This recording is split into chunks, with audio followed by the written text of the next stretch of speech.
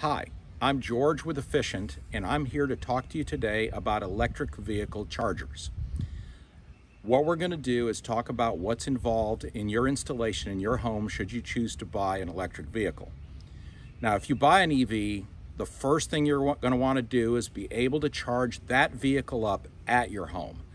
It's very inconvenient to stop at stations for the life of the vehicle and never have a home base. If you have a home base, it becomes a great experience for you, however, and it's not that expensive to do it. You may ask what's involved, and that's what we're going to answer. We're going to start with the origin of the electricity, and we're going to go to the end point where your vehicle is. Every home is different. This is the home's electric panel outside of the home. And this electric panel is where we've got to get the power from to go to the electric vehicle charging station. In this house, we had to cross 2 attics and then go to the final area and then down a wall and into the garage to get there. So this was more involved. This is a little more difficult installation. An easy installation would be where this panel is right behind the garage wall, more or less in the same area that we would want to put the electric vehicle charger. So we're starting where the power originates. This is the main distribution panel. You can see here it says EV charger. We've installed, we had room in this panel. We installed a 50 amp, 230 volt circuit. So we could theoretically deliver up to 50 amps, but realistically up to 30 or 40 amps is easy. And from there, we had to go out and run a conduit up this wall and into the first attic, okay? So this is where the power comes from. So far, so good. For this case, since we wanted to run a 50 amp circuit, we ran a number 6 wire all the way across this home to the other side of the home where the vehicle is parked. And we're gonna see that next.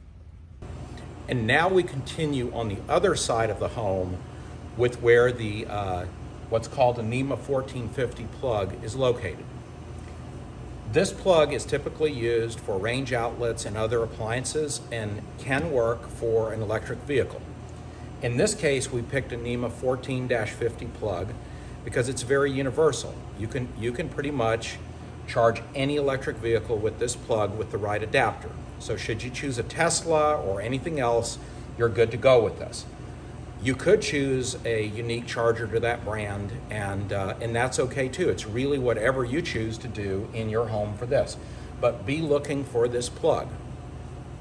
Now, what does this mean? We've taken the number 6 wire all the way down this wall and we've landed it here so you're ready to go. So once the circuit is hooked up, then what we can do is plug in our specific electric vehicle adapter.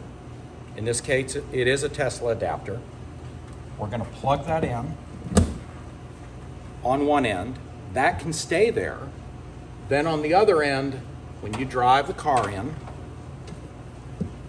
all you have to do is land this on the car each day that you're going to charge, and you're good to go. With this adapter, this application runs about 32 amps continuous while it's charging, which means you can pick up a whole night's charge, maybe 200 or 250 miles in the vehicle in 5 to 7 hours of charge time. And that's really great. When you come home, if the car's battery is depleted, you can plug it in. When you get up in the morning, your car's ready to go and you don't have to see any gas stations. One of the really nice things about owning an EV. Operating cost also, I'll mention that. Maybe $30 to $40 a month depending on how far you drive versus maybe $200 a month or more for fuel. So keep that in mind. There is a savings to operating an electric vehicle on the roads. So you get great convenience, especially around town. Today you get long range. You get ease of use for charging, and you get low maintenance. Anyway, this is George. I'm with Efficient, and if you have any questions or concerns or want to reach out to us, we're available at efficienttexas.com. Bye.